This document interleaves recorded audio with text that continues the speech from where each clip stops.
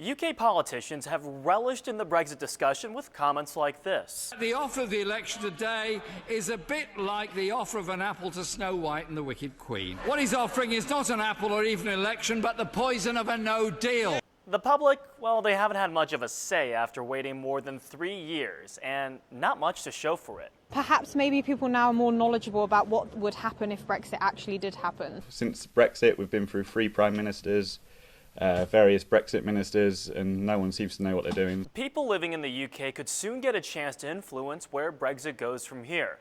Their first opportunity comes with another early election that looms over the next few months. That election will decide which parties will govern Parliament. There's very few things that I feel comfortable predicting on Brexit, but the odds of an election, I think, are absolute. A snap election, if it were to happen before that October 31st Brexit deadline, would give Prime Minister Boris Johnson a chance to win back a majority of seats in Parliament.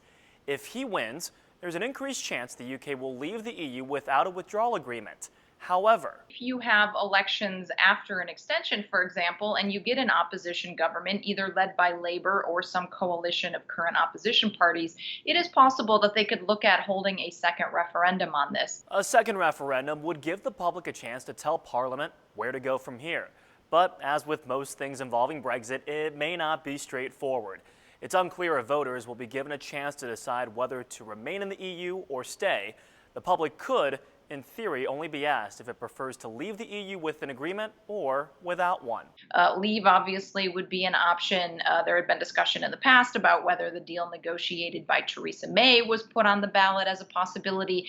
So even if you could get parliamentary support for a second referendum, there would then be a lot of wrangling over what the question itself would be. Keep in mind, 51% of the public voted to leave in 2016. However, a number of polls from this year show by a very slim margin more people are in favor of remaining in the EU, which further complicates the UK's departure. I think the important thing to remember is that there was a referendum and 17.4 million people in the UK voted to leave the European Union. The problem, as we're seeing, is that divorce is very complicated, and trying to break apart a union of over 40 years has proven to be very difficult. A snap election and a possible second referendum may be another chapter in the Brexit story, but with so much left to be sorted out, this saga is far from over.